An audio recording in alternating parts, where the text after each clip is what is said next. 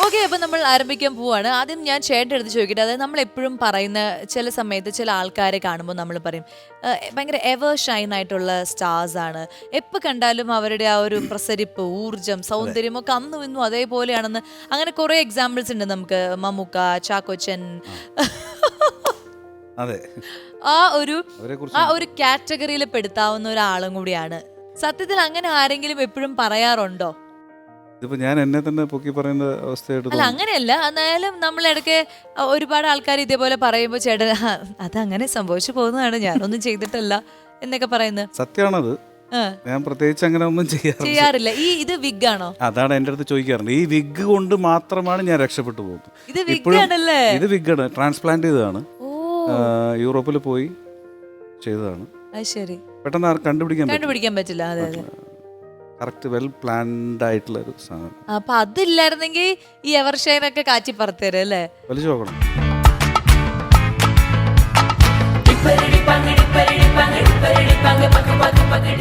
വേദനയുണ്ടോ? European technology ഭയങ്കര സംഭവമാണ്. നല്ല സ്കാൽപ്പൊക്കെ കറക്റ്റ് ആണല്ലോ. ഞാൻ പേര് നോക്കുവാണെന്ന് പ്രമോ ഇടുമ്പോ ആൾക്കാർ വിചാരിക്കും. പക്ഷെ ഇത് വിഗ് അല്ല, ഇതൊക്കെ ഒറിജിനലാണ്. ഒറിജിനൽ യൂറോപ്പുകാർ വരെ തോറ്റു പോകും അല്ലേ? അതിന്റെ ഒരു ഭാഗ്യം കൊണ്ടാണ് സത്യത്തിൽ ഈ ഒരു എല്ലാവരും അങ്ങനെ വിചാരിക്കും. അല്ലാതെ ബാക്കി ഇപ്പൊ എല്ലാവർക്കും എന്റെ ആ ഒരു കാലഘട്ടത്തിൽ വന്നിട്ടുള്ള എല്ലാവർക്കും എന്നേക്കാൾ മെലിഞ്ഞവരാണ് ഇപ്പോഴും. ഞാനിപ്പോഴാണ് ഒരു പൊടിക്കൊന്ന് കുറഞ്ഞത്. മറ്റേതിപ്പോ എനിക്ക് ഈ സോഫയൊന്നും പോരായിരുന്നു. വൈഷ്ണവിക്ക് എങ്ങനെയാണ്? അതായത് സിനിമ ഒരുപാട് കാണാൻ ഇഷ്ടമുള്ള ആളാണോ? സിനിമയിലെ അതായത് പിന്നിൽ പ്രവർത്തിക്കാൻ ആഗ്രഹമുള്ള ആണോ? അത് സിനിമ കണ്ട് ഇതുപോലെ ചിരിക്കുക, കരയുക മാത്രമേ ഉള്ളൂ? അങ്ങനെ എന്തൊക്കെയായിരുന്നു സിനിമയായിട്ടുള്ള ഒരു കണക്ഷൻ? എങ്ങനെയാണ് കുഞ്ഞിലെ മുതലുള്ളത്? സിനിമ ഒരുപാട് കാണാൻ ഇഷ്ടമാണ്. എല്ലാ ടൈപ്പ് ഫിലിംസും കണ്ട് നോക്കാൻ എനിക്കിഷ്ടമാണ്. എന്നാലും കൂടുതലും ഹൊററാണ്. ഹൊറർ, ഇൻവെസ്റ്റിഗേഷൻ, ത്രില്ലർ ഇതൊക്കെയാണ് താല്പര്യം. ഇവിടെ എന്നാലും എല്ലാ ടൈപ്പ് മൂവീസും കാണും. പിന്നെ അതായത് ഒറ്റ നോട്ടത്തിൽ കാണുമ്പോൾ തന്നെ, അതായത് ഒരുപാട് അടുത്തറിയാത്ത ആരെങ്കിലും പറഞ്ഞിട്ടുണ്ടോ ഒറ്റ നോട്ടത്തിൽ കാണുമ്പോൾ തന്നെ ഇന്ന ആളുടെ മകളാണോ, സായികുമാർ സാർ, അങ്ങനെയൊക്കെ ചോദിക്കാറുണ്ടോ ആൾക്കാര്? അങ്ങനെ ചോദിക്കാറൊന്നുമില്ല. ഇല്ല, അങ്ങനത്തെ ഛായ അതൊന്നും ഉണ്ടെന്നൊന്നും ആരും പറഞ്ഞു. കണ്ണ് ചിലപ്പോ പറയാറുണ്ട്. കണ്ണ് നോക്കിയിട്ട് എനിക്ക് പലപ്പോഴും അഭിനയിക്കുന്ന സമയത്ത് സായി ചേട്ടൻ സാരി ഉടുത്ത് നിൽക്കുന്ന ഫീലാണ്. സീരിയസ്ലി, അങ്ങനെ പെർഫോം ചെയ്യുന്ന സമയത്ത് ഈ കണ്ണിന്റെ ഈ പിടുത്തമുണ്ടല്ലോ, അതെ അതെ അതെ, ശരിയാ. ഒരു അല്ലാതെ ഈ പകുതി മയങ്ങിയ കണ്ണും പിന്നെ ഈ മൂക്കൊണ്ടുള്ളൊരു കളിയൊക്കെ ഉണ്ട് പുള്ളിയുടെ. ചില സമയത്ത് ഈ പുച്ചൊക്കെ വരുന്ന ചെറിയ മൈന്യൂട്ടായിട്ടുള്ള സാധനങ്ങളായിരിക്കും, അതൊക്കെ കൊടുത്തിട്ടുണ്ട് അതുപോലെ. മലയാളത്തിന്റെ ആദ്യത്തെ മെഗാ സീരിയലിലെ നായകനാണ് ഈ ഇരിക്കുന്ന ആള് അല്ലേ? നമ്മളിപ്പോ കണ്ടോണ്ടിരിക്കുന്ന മെഗാ സീരിയൽസിൽ എന്തോ ഒരു നായകന്മാരിങ്ങനെ വന്നു പോകുന്നു. പക്ഷെ അതിന്റെയൊക്കെ ഒരു ആദ്യത്തെ ഒരാളെ നമുക്ക് മീറ്റ് ചെയ്യാൻ പറ്റുക, അല്ലെങ്കിൽ അദ്ദേഹം തന്നെ ഇപ്പോഴും ഉള്ളത് വലിയൊരു സന്തോഷമുള്ള ഒരു കാര്യമാണ്. അപ്പൊ പറയൂ, അതിന്റെ ഒരു വിശേഷം പറയൂ. വംശം എനിക്ക് ഞാൻ നേരത്തെ പറഞ്ഞ തന്നെയാണ്, എൻ്റെ ഗോഡ് ഫാദർ ശ്രീകുട്ടൻ സാറാണ്. അപ്പോൾ എന്താ വെച്ചാൽ അതിൽ നിന്ന് എനിക്ക് കിട്ടിയ ഒരു 1.5 വർഷം കൊണ്ട് കിട്ടിയ എനിക്കൊരു വല്ലാത്തൊരു എക്സ്പീരിയൻസ് ഉണ്ട്. അത് ഇപ്പോഴും എനിക്ക്, ഇപ്പം ഞാൻ രാവിലെ വരുമ്പോൾ ക്യാമറ കണ്ട് തൊഴുന്നത് അത് ദൈവമായിട്ടാണ് പറഞ്ഞു തന്നിട്ടുള്ളത്. അപ്പോൾ അത് ക്യാമറ കണ്ട് തൊഴണം, മേക്കപ്പ് മാൻ അനുഗ്രഹം വാങ്ങിക്കണം, വരുന്നതിന് മുമ്പ് സംവിധായകനോടും ക്യാമറമാനോടും വണങ്ങണം, തിരിച്ച് പാക്കപ്പായി പോകുമ്പോഴും വണങ്ങിയിട്ടേ പോവാം. നമ്മളൊക്കെ ചെയ്യുന്ന കാര്യങ്ങളാണ്. അതുകൂടാണ്ട് എനിക്ക് തോന്നുന്നു നമ്മുടെ മലയാളി പ്രേക്ഷകർക്കൊക്കെ അറിയാവുന്ന ഒരു കാര്യം തന്നെയായിരിക്കും. അതായത് കേരളത്തിലെ one of the best dubbing artist കൂടിയാണ് താങ്കൾ അല്ലേ? ഒരു അവാർഡ് ജേതാവാണ്. അപ്പോൾ ഈ ഡബിങ് എന്ന് പറയുന്ന ആ ഒരു മേഖലയിലേക്ക് എത്തിപ്പെട്ടത് പ്ലാൻഡ് ആയിട്ട് തന്നെയാണോ, അതെയോ? പ്ലാൻഡ് ആണോന്ന് വെച്ചാൽ ആണ് ശ്വാസി. അതായത് ഡബ് ചെയ്ത് കഴിഞ്ഞാൽ ഈ സംവിധായകനെ അടുത്ത് കിട്ടും, ഈ ക്യാബിനിൽ കിട്ടും.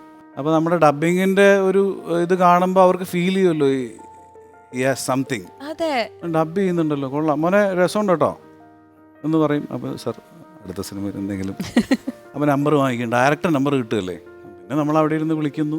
അങ്ങനെയാണ് സത്യത്തിൽ ഡബിങ്ങിലേക്ക് ഇറങ്ങിയത്. അതിന് വേണ്ടിയാണ് ഇറങ്ങിയത്, സിനിമയിൽ അഭിനയിക്കാൻ വേണ്ടി ഇറങ്ങിയതാണ്. ബട്ട് ഒരു 5-6 സിനിമകളൊക്കെ കഴിഞ്ഞപ്പോൾ സത്യത്തിൽ എനിക്ക് തോന്നിയത്, നമ്മളിപ്പോൾ ആരാധിക്കുന്ന സൂപ്പർ സ്റ്റാർസ് വരെ അവരെ അസാധ്യ നടന്മാരാണ്, എല്ലാവരും അസാധ്യ നടന്മാരാണ്, ഇൻബോൺ ടാലൻറ്റഡ് ആണ് പലരും. But in front of the mic ഡബിങ്ങിൽ അവർ കൊടുക്കുന്ന അവരുടെ ടാലൻ്റ് ഉണ്ടല്ലോ, ഈ തൊണ്ടയിലൂടെ അല്ലെങ്കിൽ ഹൃദയത്തിൽ നിന്ന് അവർ കൊടുക്കുന്ന എക്സ്പ്രഷൻ, അത് അഭിനയത്തിൻ്റെ മുകളിലാണെന്ന് ഞാൻ പറയും. തീർച്ചയായിട്ടും അവിടെയാണ് ഡബ്ബിംഗ് എന്ന് പറയുന്നൊരു മേഖലയെ ഞാൻ ഏറ്റവും കൂടുതൽ ഇഷ്ടപ്പെടുന്നത്. ശരിക്കും അവർക്കൊരു വലിയ കയ്യടി നമ്മൾ കാരണം ആദ്യം ഒരുപാട് പിന്നെയാണ് എനിക്ക് ഡബ്ബിങ്ങിനെ ഒരുപാട് ഇഷ്ടപ്പെടുന്നതും. പിന്നെ എനിക്ക് ഡബ്ബിങ്ങിൽ ഞാൻ ഏറ്റവും കൂടുതൽ എന്താ പറയുക, അവിടുത്തെ ഒരു ഗുരു എന്ന് വേണമെങ്കിൽ പറയാൻ നമ്മുടെ dubbing artist, senior dubbing artist Sreeja ചേച്ചി, നമ്മുടെ ശ്രീ ചേച്ചിയാണ് എന്നിലെ ഡബ്ബിംഗ് ആർട്ടിസ്റ്റിനെ, അതായത് ഒരു ചെറിയ ശ്വാസത്തിൽ പോലും ആ ശ്വാസത്തിന് ഒരു അർത്ഥമുണ്ട് എന്ന് മനസ്സിലാക്കി തന്നത് ശ്രീ ചേച്ചി. എന്നെ ആദ്യമായിട്ട് ഐ ലവ് യു എന്ന് പ്രണയാർദ്രമായിട്ട് എന്നെ വിളിക്കാൻ പഠിപ്പിച്ചു തന്നത് ശ്രീ ചേച്ചിയാണ്. ഈ നിങ്ങളുടെ സീരിയലിന്റെ കഥാപാത്രങ്ങളെ കുറിച്ചിട്ട് പറയൂ. അതായത് നിങ്ങൾ രണ്ടുപേരും നമ്മളൊരു കോമ്പിനേഷൻ. സൈക്കോ നെഗറ്റീവ് ആണ്, പക്ഷേ ഈ പറയുന്ന കണക്ക് ഇടയ്ക്കിടയ്ക്ക് ക്യാരക്ടറൈസേഷൻ കുറച്ച് മാറി മാറിയൊക്കെ വരുന്നുണ്ട്. എന്നാലും ഒരു സൈക്കോ ക്യാരക്ടർ തന്നെയാണ് അതിനകത്ത്. അതുകൊണ്ട് സത്യത്തിൽ നല്ല ടെൻഷനുണ്ട്, ഇപ്പോഴും നല്ല ടെൻഷനുണ്ട്. ഈ അച്ഛൻ്റെയും അപ്പൂപ്പൻ്റെ ഒക്കെ നെഗറ്റീവ് ക്യാരക്ടേഴ്സ് അതൊക്കെ നമുക്ക് മനസ്സിൽ, അതെ സായികുമാർ സാറിൻ്റെ ഒരുപാട് അങ്ങനത്തെ ക്യാരക്ടേഴ്സ് നമ്മുടെ മനസ്സിൽ ഇപ്പോഴും ഉണ്ട്. അപ്പൊ അതൊക്കെ ഒരുപാട് ഹെൽപ്പ് ചെയ്തിട്ടുണ്ടോ എപ്പോഴെങ്കിലും ഷോട്ട് എടുക്കുന്നതിന് മുൻപ്? ഒന്നുമില്ല, ഇല്ല. അവരൊക്കെ ചെയ്തു വെച്ചിരിക്കുന്നതൊന്നും ഒരു കാര്യം ആലോചിക്കുമ്പോ ഇത് ആ ഫിലിമിൽ ഇങ്ങനെ ഒരു എക്സ്പ്രഷൻ ഇട്ടിട്ടുണ്ട്, സെയിം ഇതേപോലത്തെ ഒരു സിറ്റുവേഷൻ, അതൊക്കെ എന്റെ മനസ്സിൽ വരും. പക്ഷെ അതൊന്നും ക്യാമറയുടെ മുമ്പിൽ എന്റെ മുഖത്ത് വരില്ല. അതൊക്കെ അവര് ചെയ്ത് വരും. അച്ഛനാണ് അപ്പൂപ്പനാണെന്നൊക്കെ ശരിയാണ്, പക്ഷെ ആ എക്സ്പ്രഷൻസ് ഒന്നും എനിക്ക് വരില്ല. പിന്നെ ചില സമയത്ത് ഏട്ടനൊക്കെ ഇങ്ങനെ പറയും, അത് സായിച്ചേട്ടനെ പോലെ ഫീൽ ചെയ്തു എന്ന് പറയുമ്പോൾ ഒരു സന്തോഷമുണ്ട്. അല്ലാതെ കിട്ടിയ ഒരു അപ്രിസിയേഷൻ എന്തായിരുന്നു? ഈ സീരിയൽ ടെലികാസ്റ്റ് ചെയ്ത് ആരാണ് ആദ്യം വിളിച്ചിട്ട് കൊള്ളാം എന്നൊക്കെ, അങ്ങനെ ഏതെങ്കിലും ഒരു നല്ല അപ്രിസിയേഷൻ? വിളിക്കുന്നത് എടുക്കുന്നതല്ല, എൻ്റെ അമ്മയും ഹസ്ബൻഡും കെട്ടിപ്പിടിച്ച് ഉമ്മ തന്നു. അയ്യോ, അത് തന്നെയാണ് ഏറ്റവും വലിയ സന്തോഷമായിട്ടുള്ള കാര്യം.